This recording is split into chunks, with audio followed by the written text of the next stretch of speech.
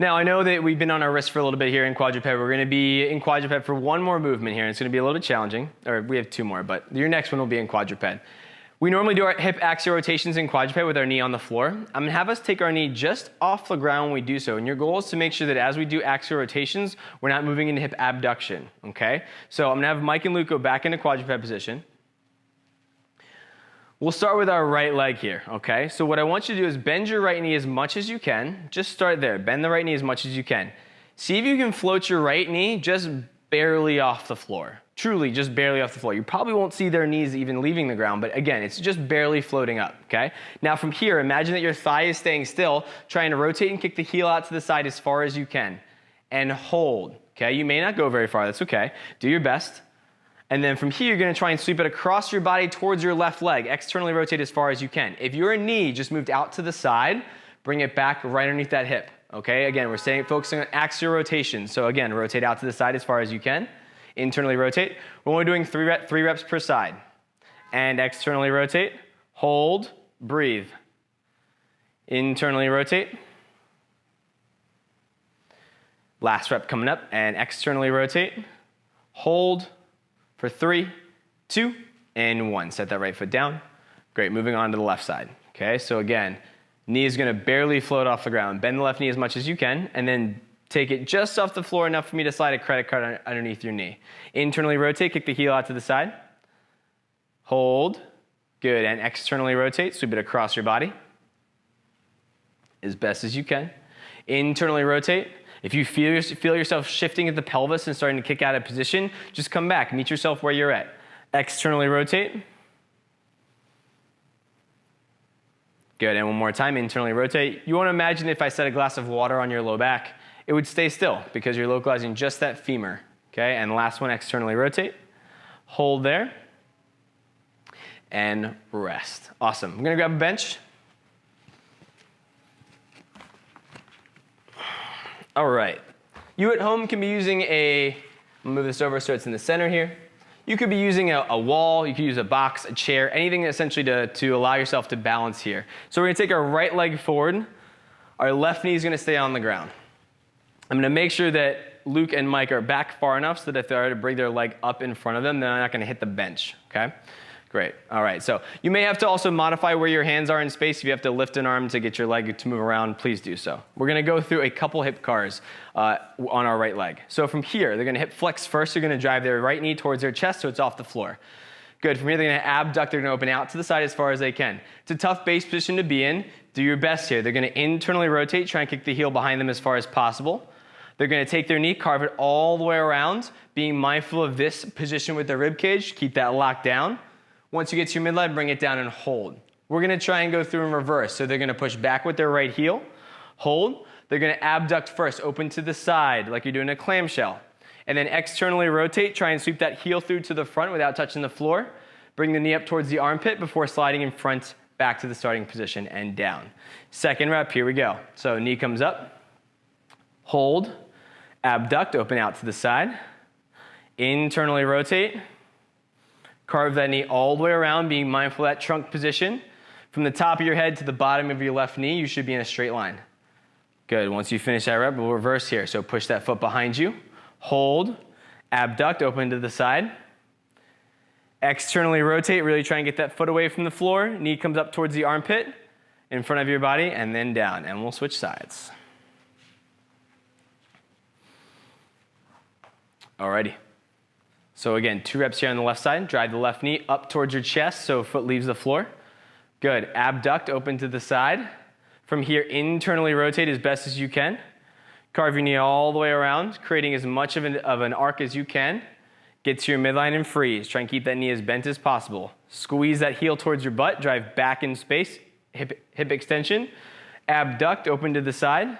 Good. Externally rotate. Sweep the foot forward without touching the floor. Up towards the armpit, in front of the chest, and down. Rep number 2, you're on your own. Here we go. Take your time. Make sure you're breathing. Carving all the way around. Good, and reverse, drive back in space. Hold, abduct, externally rotate. Knee towards your armpit. in front of the body, and down. Awesome. I'm gonna slide this bench out of the way. That's all you needed it for. All right, last time in quadruped, I promise, you're gonna come down hands and knees. So we're gonna go through scap cars and shoulder cars on one side before we switch. This is gonna feel a little awkward. Normally we're used to doing scap cars bilaterally, so both sides at the same time. And it is a little awkward because both hands are on the floor, so I recognize that. When you go through, focus on just your right shoulder as far as the one that is moving on this rep, okay? Solidify that left side. We're gonna go through 5 scap cars. So imagine you're trying to pull your right shoulder blade towards your midline, retract that right shoulder blade, then shrug up towards your ear. Then press that right hand through the floor, protract that right side, and then to press down, drive it away from the ear. So that was 1 rep. You're gonna go through 5 reps on that side in that direction. If you wanna take your left hand off the floor, like Luke's got, by all means do so. Mike's got his left hand on the floor. Even though taking away a base of support may be more challenging, Mike's version is equally as challenging from a mental perspective, knowing that his left hand is on the ground, okay? 5 reps. You can start to smooth it out, move a little bit faster. Once you finish your 5th rep, reverse the direction, okay?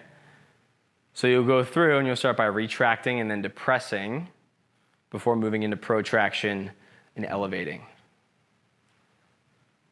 Keep it as compartmentalized as you need to if it's something that you're having a hard time wrapping your head around. Once you feel like you've gotten a hold of it, then you can start to try and smooth out the edges. Once you finish all 5 in both directions on your right side, if your left hand was off the floor, put your left hand down. We're gonna go through 3 shoulder cars on our right side. So palm goes forward on the right, reach that right arm forward, try and come up, drive past your ear as best you can, internally rotate, carve it all the way around, being mindful that the torso is not moving, there's no rotation, until the back of your forearm makes contact with your right hip. Once you're there, drive back towards the ceiling, externally rotate. Once you reach your roadblock, carve it all the way around. Doesn't have to be the slowest thing you've ever done. We're moving with a little bit more pace here. You've got 2 more reps. Try and smooth it out. Again, meet yourself where you're at. Try and make sure your head is staying still. You're not dropping your head towards the floor. We're not rotating the torso. We're not shifting the hips. Localizing just the shoulder there. Good. Mike and Luke both have 1 more rep here. Try and get your arm as far away from the floor as you possibly can.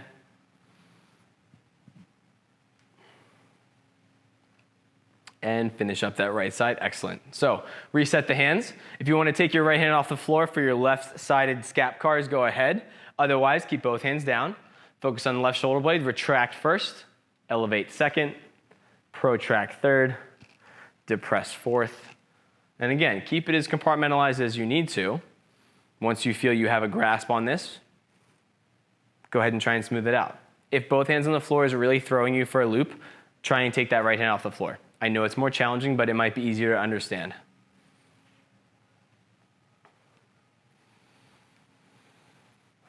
Steady, steady, steady.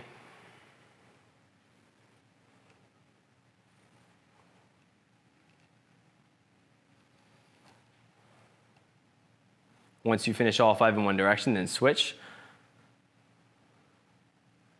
Once you've finished 5 reps in both directions, then we're going to move on to your left-sided shoulder cars. Let Mike finish up here. Make sure your left palm goes face forward. Root that right side into the floor. Reach your hand forward in front of you and then try and pass as close to your ear as you can. Internally rotate. Carve that arm all the way around. Once you get the back of your forearm to your left hip, then reverse. Go back up towards the ceiling, hit shoulder extension as far as you can. Find that roadblock, externally rotate. Keep externally rotating as you carve your arm up towards your ear. You have 2 more reps, okay? Again, you can speed up just a bit here. Start to smooth it out. Try and feel that rotation as you come all the way around. Make sure you're breathing. Head position is staying still, torso is staying still. Luke and Mike are both going with an open hand here. If you get to the point where you want to close your fist to create a little bit more tension, you might find that you're not going to move quite as far when you crank up the tension in that arm, but it's up to you. Finishing that 3rd rep. and then we'll stand up. All right. Moving on to stuff that's a little bit more fun, moving on to our squats here. So hopefully you have a weight that's nearby, even if it's an odd object, totally fine. Make sure it's not too heavy. You want to be able to hold it slightly off your chest to give you a little bit of room. So Luke and Mike both have a kettlebell. They're going to grab their kettlebell. We're going to go from a modified sissy squat into a full squat. So as you come down, I'm going to demonstrate body weight first. I'm going to come up on my toes. I have my squat with stance. I'm going to lower down, pretend I have a weight. Once I get down as best as I can, if I need to pull that weight farther from my chest to give me a little bit more leverage, to get my heels to the floor, I'll do so. I'll bring it back in when I get back up with the heels off the floor, and then rise. So this is a heels elevated squat. I like to call it a modified sissy squat. We'll go with this movement for now, okay? So bells up to your chest. Again, make sure it's not resting on your chest. You're not leaning back. It shouldn't be heavy enough for that to be the case. From here, you're up on your toes. Take your time. You're going to pull yourself down in your squat. Get to a good depth or where you can get to. Once you're there, hold. Now from here, if you need to move the weight away from your chest slightly, try and actively draw the heels towards the floor. Much like how we did with our calf raises. Good. Hold. Good. We're going to come back up, lift the heels, try and pull the weight back into your chest. Good control. Try and keep the eyes forward and then stand all the way up. Excellent. We're going to do 5 reps with the weight. Okay, so heels can come down for a second if you need to. Luke's on his second. Mike's going to start his second now. You can reset the heels every time after you finish a rep. Okay, do your best, stay on your toes. Once you pull into that heels down squat, try and hold that for just a couple seconds. Count it out, 1 1,000, 2 1,000. Bring the weight back in before you stand up. Awesome, taking their time. Try and feel those toes into the floor as you go into your squat. When you draw the heels down towards the floor, make sure we're still engaging with our toes. That is very important. We're not shifting the weight to our heels and just letting our toes leave the ground. Toes are active the entire time.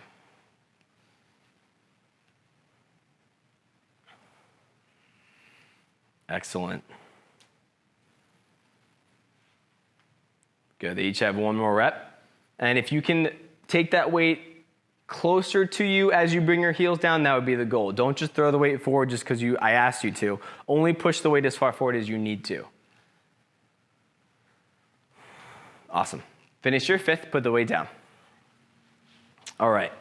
We're going to move into more of an upper body series here, and it's going to take a little bit of cueing and a lot of paying attention to what your feet are doing and how you're engaging with the floor. So you're going to go into a hip hinge. I'm going to demonstrate real fast. About hip width apart. So hinging down, very different than our squat, okay? Imagine you're holding 2 weights and we're doing like a bent over row.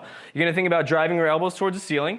You'll hold here. You're then gonna extend the arms all the way up. Once we get to this position, I'm not gonna expect perfection, but you're gonna go through wrist cars in this position, okay?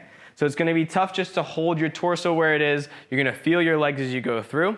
As far as our wrist cars go, again, if we localize just the wrists, you're trying to squeeze out every nook and cranny as you can. You're going to close your hand as we do so. I expect your arms to light up a bit here as well, okay?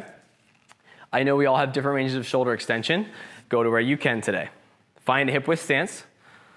From here, soften the knees. You're going to hinge your hips back in space. Make sure that you do not move until you feel your hamstrings. So once you feel your hamstrings, press your feet into the floor. Reach your arms down towards the ground. We're going to make sure we set this up like we're doing a row. Now pretend you have 2 weights in your hands. Row your elbows towards the ceiling and hold. Once you're there, try and keep your arms close to your midline. Try and drive your fists towards the ceiling as best as you can. And freeze, hold. Now, you're going to try and take the next 20 seconds. You can go in either direction you want. You're going to try and carve wrist cars here. Doing your best to keep your forearms relatively still. You can create as much tension as you want with your fists. If you want to lighten up the tension, go ahead. That is entirely up to you. We've got 10 more seconds. 9, 8, 7, 6, 5. Just keep moving. 4, 3, 2, 1. Arms come back towards the floor. And then go ahead and stand up. Great. We're going to do that 2 more times. So again, with your stance, if you notice all of a sudden you felt, oh man, I feel this in my back a bit, make sure you're rooting down with the feet, good solid trunk position, and then focusing on maintaining that as we move our wrists. Okay, so you're in a good hinge here. Press your feet into the floor, find the back of your legs, feel the back of your legs. Row the elbows towards the ceiling. Stay as close to your midline as you can, work into as much shoulder extension as possible, extend the fist towards the ceiling, hold, and then again, maybe this round, try and vary the tension on that you're creating with your fists. If you went super light last round, try and crank up the intensity a little bit. 20 seconds, Take your time. It's not a race. I don't care how many reps you get in.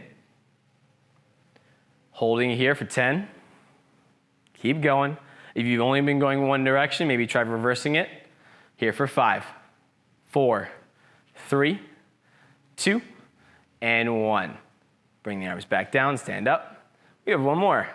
I realize it's a little more difficult. You might find that because you can't see your wrist, it feels a little bit different. That's okay. Last one, hinge down. Hold. Good, close the fists. Row the arms back. Extend the elbows, lock out the arms, think tricep kickback. Good, and now go through. Last 20 seconds, here we go. If you notice your arms are starting to drift away from your midline, try and pin them back together, find those lats. Super active with all of your upper body here. Hang on, you've got 10 more seconds. Keep breathing. Stay in that hinge. 5, 4, 3, 2, and 1. Rest. Awesome. So we just went through some work in shoulder extension. Your goal is to try and go through the same sissy squat, modified sissy squat to full squat we just did without the weight. If you know that is not an option for you, by all means, grab your weight and go through that same progression we did last time. Otherwise, you're gonna find your squat with stance. These first 2 reps, we're gonna go arms in front of us, and then we're gonna try arms behind us. You're gonna find that not being able to offset with even your arms or a weight is gonna make this squat significantly more challenging, okay? So, we're up on the toes. Good. Reach the arms forward. Come down in your squat as best you can. If you know this is not an option, grab your weight. From here, keep reaching forward as you try and actively draw the heels towards the floor. And hold. Do your best. Hold. 3, 2, 1. Come back up. Heels lift. Come back into that modified sissy squat and rise. Excellent. We're going to do one more rep with your arms in front of you. Okay, so reach out in front. Come up on the toes. Lower down. Slow, slow, slow, slow, slow. Try and actively draw the heels down towards the floor. Hold. Slowly come back up onto the toes and rise. For those of us that might be struggling even with the weight as well, I highly recommend this one on a door frame. Really grab the door frame, use that to leverage yourself down. You can hold on there as you bring your heels to the floor and back up. All right. Doing your absolute best, you may find that you struggle to get your heels to the floor on this variation. We're going to try and go with our arms as far behind us as humanly possible, okay? Do your best. Again, if your heels don't touch the floor, don't worry about it. So bring your heels up off the ground. The squat down should be okay. So you're going to lower down as best you can in the squat. Try and keep your torso relatively vertical. From here, see how you can do. Try and pull the heels down as best you can. Try and stay in the deepest squat possible. If you have to bring the hips up a little bit, do so. Then come back up onto the toes. Good, stand all the way up. Excellent, we're gonna go one more rep here. All right, so up on the toes, heels are away from the ground. Try and push the fists behind you ever so slightly, come on down. Really fight for it, then try and pull the heels towards the floor, lift the hips as needed. Good, come back onto the toes, and stand up. Awesome.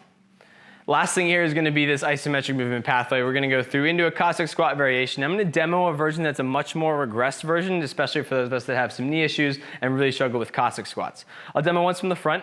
We'll take a wide stance. You're going to go into more of like almost a lateral lunge position. Try and get this external rotation to this back leg. From here, you can come right down to the floor. Once you're here, you'll drop the knee.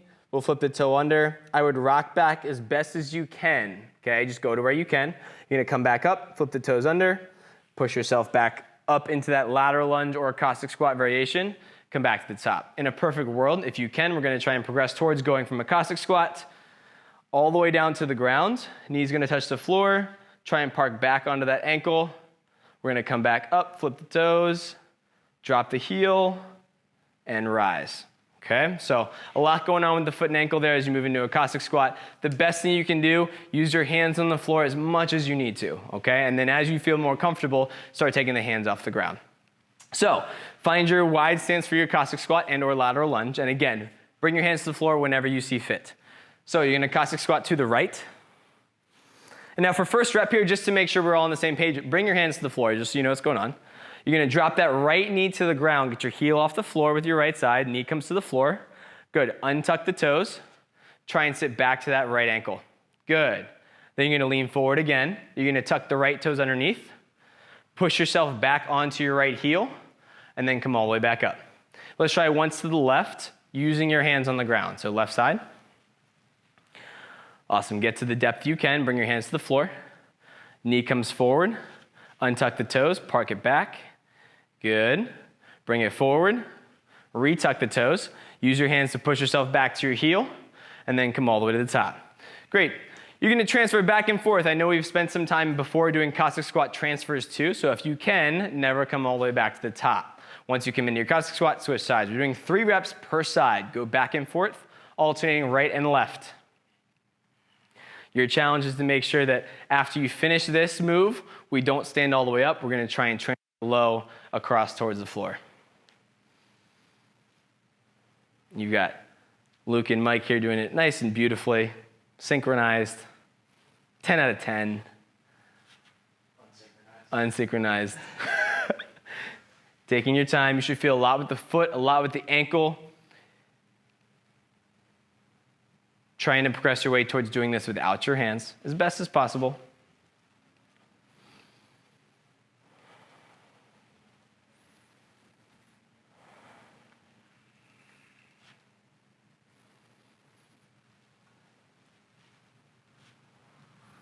Good. Hopefully you're on a surface where if your knee does crash down to the floor, you've at least got a little bit of padding there. And if you're doing the variation where you're sort of crawling out on the floor, that's fine too. Just go to where you can.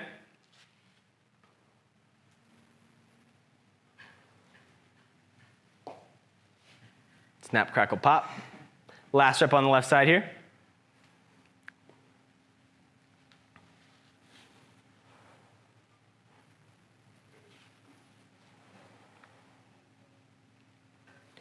Awesome. The only other thing I'd recommend trying to do here today is go through, just walk around without your shoes on, just as your little cool down for your feet, your ankles. We did spend a lot of time today going through some foot and ankle work, pairing it in the very end with something that was very challenging. That is the end of class today, working on our squat. Have a good one.